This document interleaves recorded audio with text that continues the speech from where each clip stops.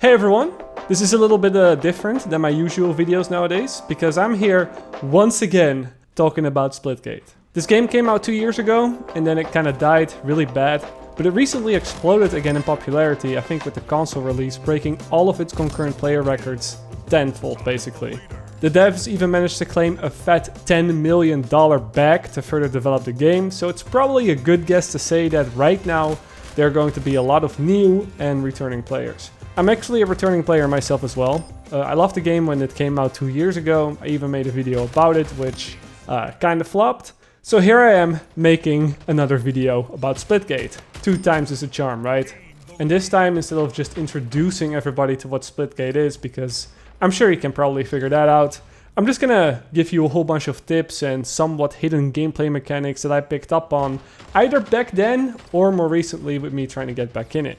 So let's just get right into it, starting with the weapons. Now it might seem obvious, but headshots in this game, they always matter. If you're coming from something like Halo, where a shot in the legs would be the same as a shot in the head as long as the shields are up, and then only after the shields are down, the headshot matters. That's not something that's the case in Splitgate. A headshot always matters, even if it is the first bullet you hit on somebody. So it's totally viable to just hit him once in the head and then twice in the body afterwards, with the DMR for example, to still get the optimal time to kill. Also, if you're coming from Halo, melees are a little bit different, because if you hit somebody from behind, that doesn't necessarily mean you instantly get a kill.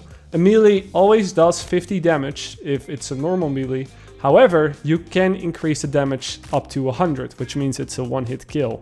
You'll need to get a lot of momentum going to have that happen though. It's like a momentum melee. The faster your character is moving while you melee somebody, the more damage it will do.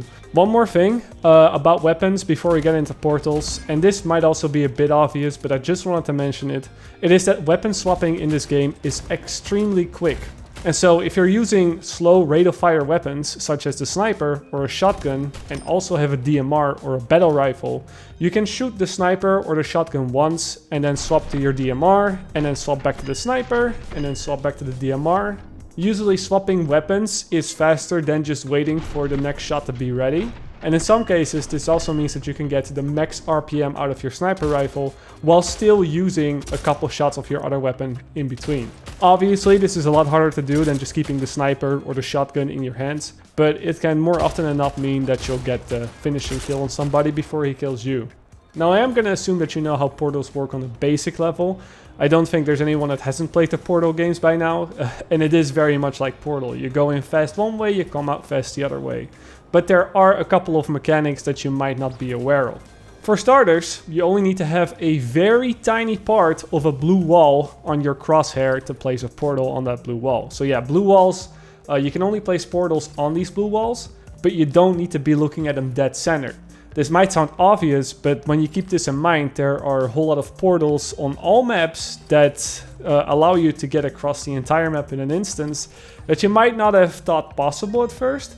I've got a couple here in the background that are considered somewhat good. I don't know all of them obviously, but you can get an idea of how powerful these can really be when you can just change position so drastically on a map in an instant. Of course, the enemies will also have their portals, and if they have been playing for more than an hour, they will use them too.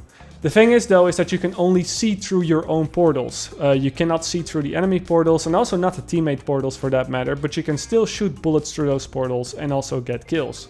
Now, a good way to tell if an enemy is behind one of his portals is by aiming at that portal and then seeing if your crosshair turns red.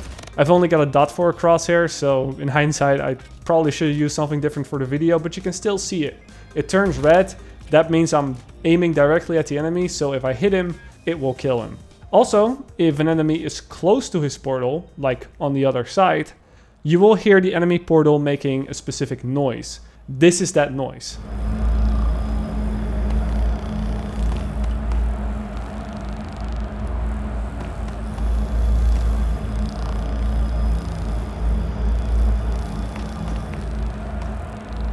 It's very slight, but you can definitely hear the difference between when Danny is walking away from the portal and is closer to the portal.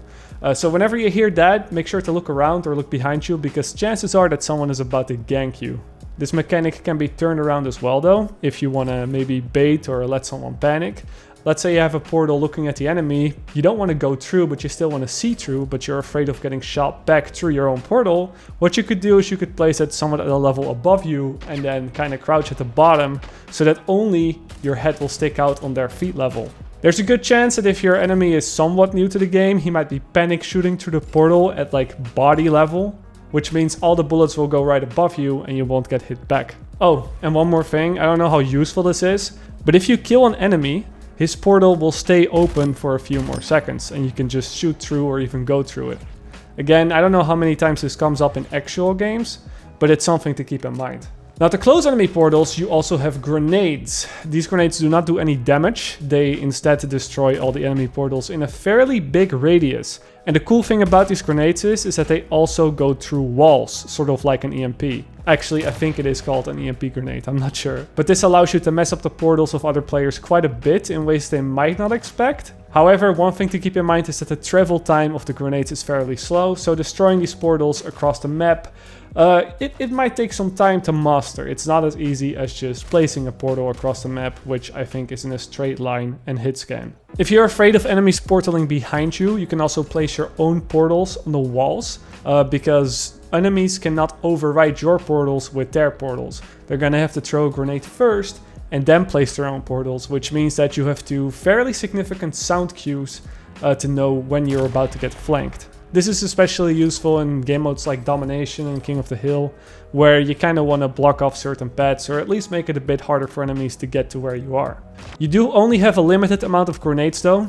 You spawn with 2, so do be mindful on how to use them. Oh, and one more thing, it's kind of a pet peeve, but if you have 2 portals open that you're not using for anything, just consider closing them.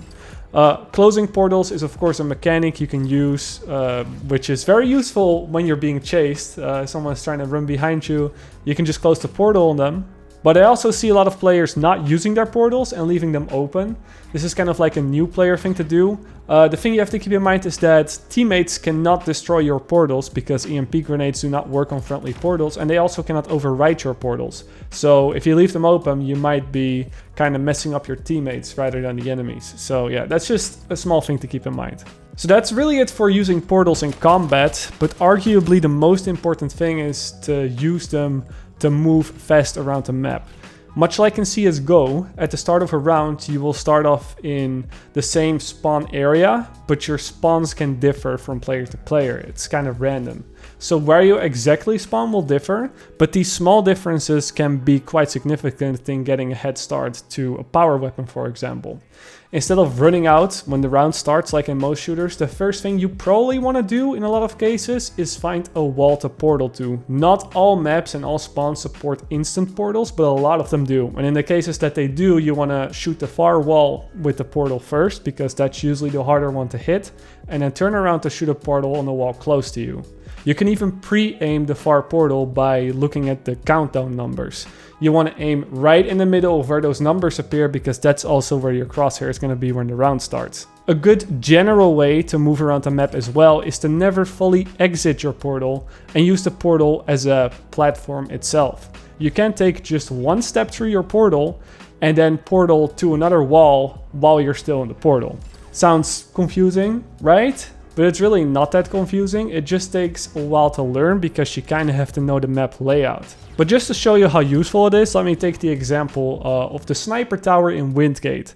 A lot of new players might find themselves just running up the staircase trying to get into the tower. Then some more experienced players might try to shoot a portal next to one of those billboard walls and launch themselves into the sniper tower to be a bit faster.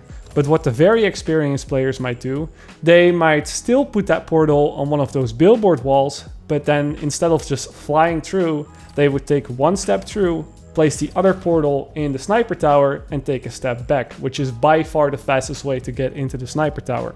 This same technique can be used on many maps to close a lot of distance really fast. And this is why I think Splitgate is one of the fastest FPS games I've ever played, really, because it pretty much is as fast as you can place portals around the map. And with that, I think I'm just going to close the video. It wasn't too long, didn't want to make it too long. Those are the tips I have to share that I felt relevant. I'm sure as the game evolves, there will be many new things that are going to get discovered. Maybe there are already a lot of tricks that I'm unaware of that I maybe should have put in this video. I know there's a lot of map specific stuff that you can do. Like every map has their own sightlines and like secret portals or like things that people just don't know about from the start. But I felt it's a little too much to get into now, especially because I don't think I know a lot of the new maps introduced either the way I should if I really want to make a dedicated video on those. So I'm going to play the game a whole bunch more, and then if this video is interesting or helpful, then I might make some map specific videos with all the shortcuts and intricacies and all that stuff. So for now, thank you all for watching. I hope it helped, and good luck on improving, guys. I'll see you in the next video.